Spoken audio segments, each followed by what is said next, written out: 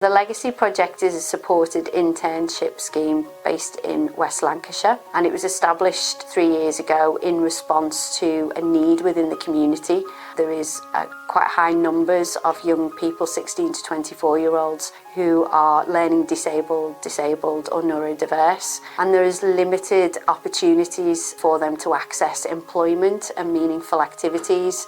And we just saw this as an opportunity to create a programme which responds to that need. We work with the local college as well as with local employers. The intern attends college for 2 days a week, and then they attend their internship for 3 days per week. Harry and Tony have become integral really to our staffing in terms of helping on many projects. It's only increased the work that we do, it's increased productivity, it's brought different adults into the environment, and it's great to have different types of adults working in our school because our society is very wide and varied, so to have that breadth of representation in school is really important to me. So it's definitely not had any negative impact, only positive in terms of productivity, the jobs that have been done, and the joy that Harry and Tony have brought in, seeing how they work with us. It's brilliant to see. Every day they're supported by a Legacy Project job coach and helps them really initially with confidence, communication, acting as a bridge between them and the employer. So Scott, can you tell me a little bit about your job? What are you doing here now? I'm a caretaker. You're the caretaker, Yeah. Wow, okay. And how long have you been the caretaker? 2 years. Over 2 years now. And what did you do before you got the caretaker's role? I came here to see how it was, see if I could get the job or not. And were you on a supported internship? Yeah. Called the Legacy Project. And how long were you on that for? A year and Yeah. over a year, yeah. And did you do your placement here? Yeah. And then when there was a job vacancy, did you come for the interview? Yeah, I did. And how did that go? Very well. Yeah, because you got the job? Yeah. Absolutely.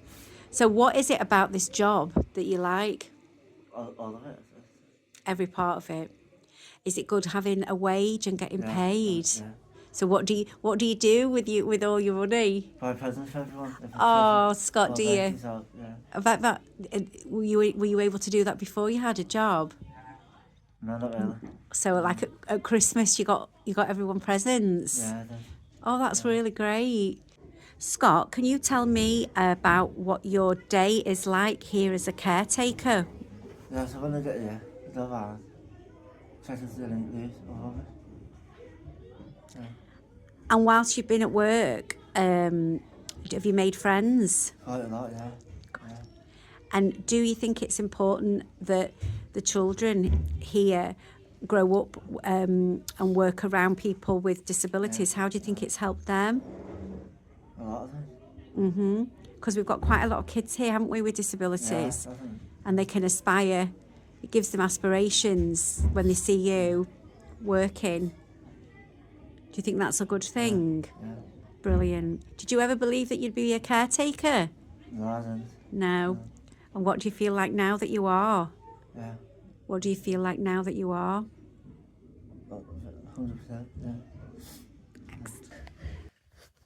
Well, I knew he didn't want to be in college anymore because he didn't want to do any more of the courses that was available to him. He didn't find them interesting at all. So I needed to find something else for him. And then when I found yourselves, I thought it was a great move forward because he needed to learn life skills. The way I see it, I'm not always going to be around forever. So this was a very important part at the next stage in his life that he needed to, learn. I wouldn't say it was easy because everyone else was trying to make me go against it. Okay. Because they were saying, like, if it was an apprenticeship, they should get paid for it. Okay. So he obviously doesn't get paid for it at all, but I always saw the bigger picture. So I always knew at the end of it there could be that chance of him getting a job out of it, earning his own money, which is something that he did want to do. He did want to earn his own money. So even though other people were trying to talk me out of it, I thought it was the best idea for him. Mm-hmm. You know, his friends, it's people that didn't understand anything about the project. Because I obviously went to the meetings and things like that, so I understood. But it was their initial reaction, and because they didn't have a concept of what was going on, what it was about, or anything until I explained it. Obviously, they're still worried about him. Oh, he's doing a full day's work 5 days a week and getting nothing for it. Well, like I said, I was seeing the bigger picture. Yeah. I knew at the end of it, it might have been harder for him. It wasn't like at college, because you do only do a certain amount of hours. It was longer days, but he needs to learn that, because he needed to, you know, go into some work to be able to find out what it's all about. Job coaches. And if he had any concerns or they needed to speak to me, it was just a phone call or a text away. They were constantly available.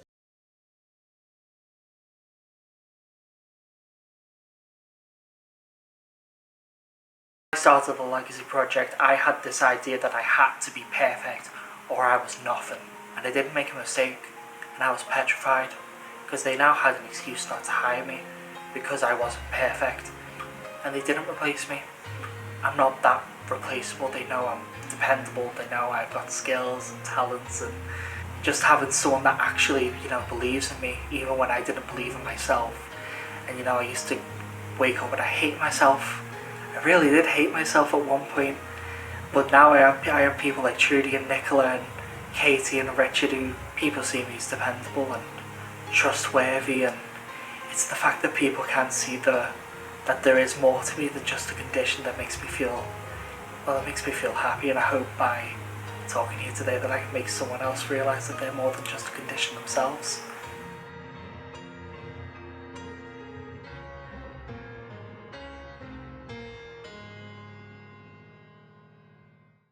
Further stop, only like one stop away, so he had to get on the bus himself, and then the learning coach would get on the next one. So then he'd get off, because it was more about getting off that he wasn't very confident with. And then they did it, so like they met him at the bus stop while he got on it, and then at the other end, because they didn't go on the bus with him then, and then they met him at the other end until, you know, he confidently could do the whole journey on his own. And like, informed me exactly how he was and the next step they were going to work on. So you couldn't fault them, because they kept me updated. No, it wasn't a full-time job, because the employment he's in, they have a budget, so they can only give him a certain amount of hours, which is better than nothing, though, because he's got them hours, and then he can always work up from that. If they get more budget, he could do that. He could go further if he wanted to, but he's happy where he is. I think he did before, but again, the Legacy did it all with him. They advised, and they give us some like advice to do at home with him, so we could prepare him and things like that. But they went through absolutely everything with him again, and it was teamwork, really. Teamwork between parents and the Legacy. Yeah. And obviously keeping Scott involved. Yeah. He wouldn't do this, he wouldn't do that. But I'm not saying I'm a pushy person, but I try to, you know, make him go further and further. And it just makes me so proud, because of everything he's achieved that in the past people have said, oh, he wouldn't do, but he has. You know, he's, with the right help and encouragement, he's done amazing. He really has. So they've got to get as much information as they can from yourselves. They've got to believe in the child, really. They know their strengths. And I think they just need to encourage them as much as they can. Because they need to be independent. They do. Unfortunately, like I say, I know I'm not going to be here forever.